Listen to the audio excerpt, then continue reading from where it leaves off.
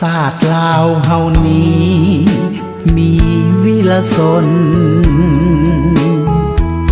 ที่ยอมสู้ทนเพื่อศาสตร์เลื่อยมาตลอดชีวิตของลุงนั้นนาเพื่อศาสตร์ประสาได้อยู่สุขสันต์ลุงไกรสอนผมวิหารเป็นลุงของหลานหลานทั่วแผ่นดินลาวลุงเจ้าเอ๋ยก่อนนั้นลุงเคยสอนสั่งเสียงลุงนั้นดังก้องกังวานอยู่ในใจหลานความสามัคคีขุดผู้ถมทะเลก็ได้ลุงเคยสอนไว้ยังอยู่ในใจหลานเลื่อยมาอ้อมกอดของลุงอบอุ่นเหนือพันละนาตอนนี้ลุงอยู่บนฟ้าลุงเลี้ยวลงมาลุงคงจะเห็นหลานของลุงทุกคนเติบใหญ่เข้มแข็งกำลังสร้างแปลงเดินตามแนวทางของลุงทุกคนซื่อสัตย์ปฏิบัติตามคำสอนของลุงผลประโยชน์ส่วนรวมต้องสูงเสียงลุงดังก้องกังวานลุงไกรสอนผมวิหารหลานขอสาบานจะตอบแท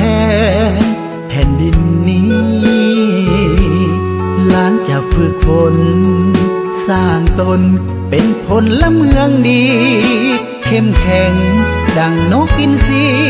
บ่มีวันกลัวพายุลมแดง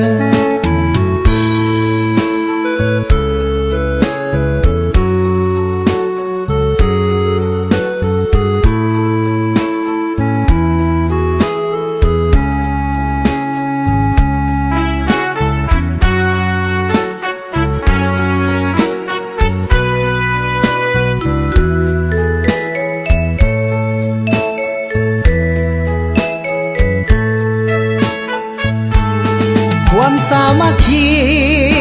ขุดผู้ถมทะเลก็ได้ลุงเคยสอนไว้ยังอยู่ในใจหลานเลื่อยมาอ้อมกอดของลุงอบอุ่นเหนือพันละนาตอนนี้ลุงอยู่บนฟ้าลุงเลี้ยวลงมาลุงคงจะเห็นหลานของลุงทุกคนเติบใหญ่เข้มแข็งกำลังสร้างแปลงเดินตามแนวทางของลุงทุกคนซื่อสัตย์ปฏิบัติตามคำสอนของลุงผลประโยชน์ส่วนรวมต้องสูงเสียงลุงดังก้องกังวานลุงไกรสอนผมวิหาร